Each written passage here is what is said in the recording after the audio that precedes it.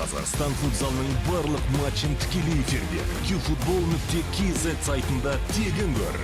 Smart TV немесе смартфоныңа қосымшаны жүктеп, qfutbol.kz-ке қосылып, футзалды тамашала.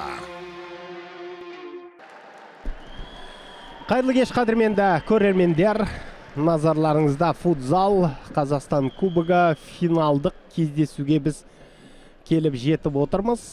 Әдеттегідей еліміздің ең мықты клубтары Семей және Қайрат ақтық бәсекеде өнер көрсететін болады. Бұл командалар өздерінің жартылай финалдық кездесулерін сенімді ұтып алған болатын. Кеше 22 наурыз күні осы ретте еліміздің жанкүйерлерін сол наурыз мерекесімен құттықтап, үздік сұрмергендердің бірі 31 гол соққан. Мұнымен қоса гол плюс пас бойынша ДДЗине тіптен үздіктер қатарында екендігін айта кетуіміз керек. Міне осындай қызықты сәт, қадірменді көрермендер.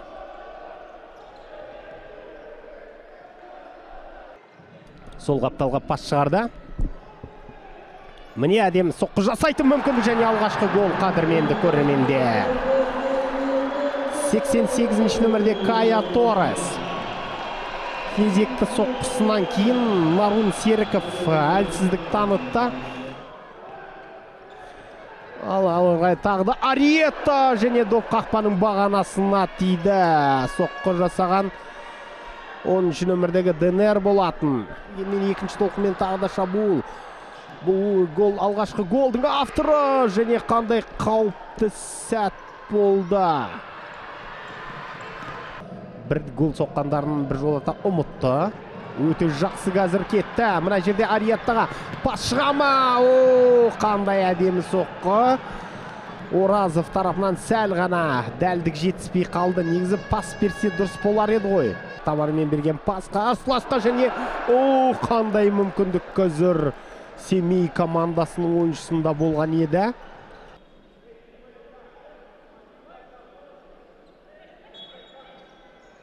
Дәурен қазір допты ауттан ойынға қосты, оң қапталға. Алыстан соққы Кая Руиз тарапынан.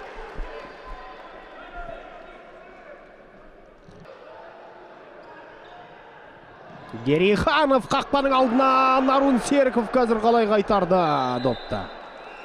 Тәртіп бұзылды.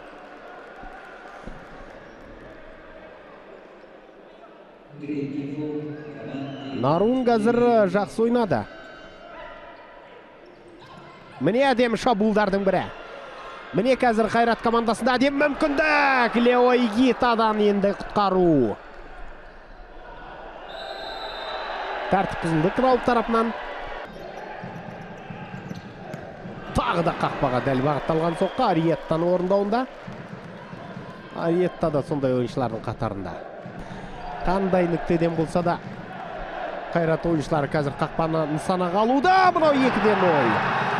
Дэдезиньо 4 минут 47 минут қалған сәтте Семей командасы есепте селеді. Родригиньо мен Дэдезиньо өзара кезекті голды ұйымдастырып берді Семей командасы үшін. Тамаша шабуылдар.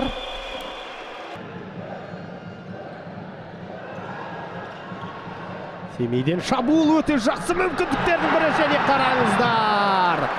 3-0. Дубль қателеспесем бұл Кая Торрестің дублі болады. 3-0.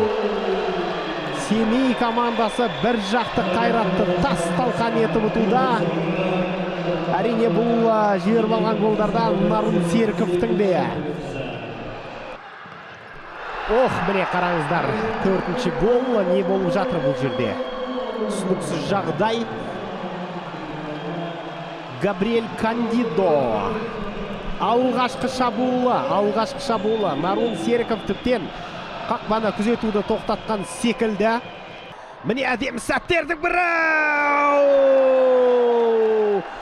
Кая Руиз қазір қалайша гол соға алмады.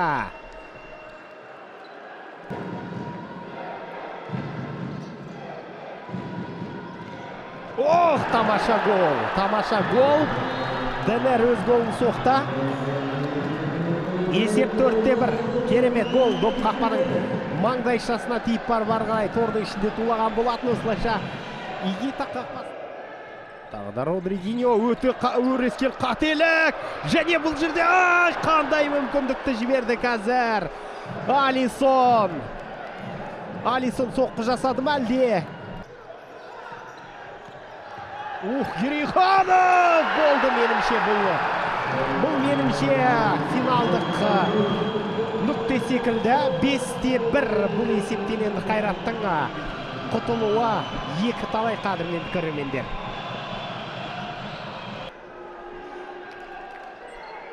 Алисон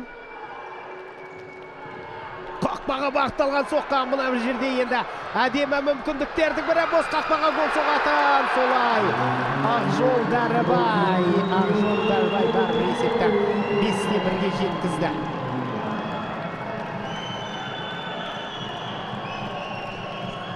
Семейлік жанкүйерлер өте көп екен. Залда Талдықорғандағы жастар спорт сарайында. Есеп 5-1. Ақжол Дәрібай бос қақпаға гол соқты. Ойнап көр деді ғой қорғаныста Ерейхановқа.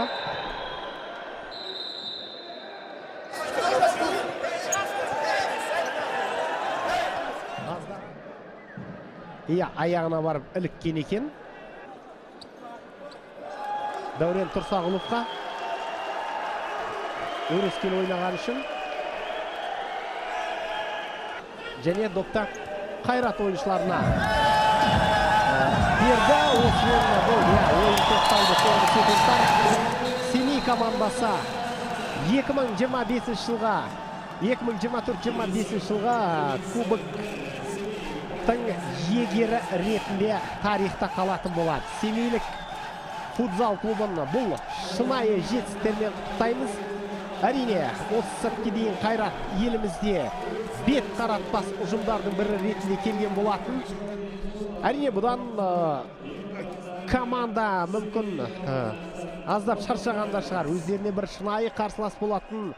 Қазақстан футзалының барлық матчын тікелей эфирде qfutbol.kz сайтында тегін көр. Smart TV немесе смартфоныңа қосымшаны жүктеп qfutbol.kz-те қосылып, футзалды тамашала.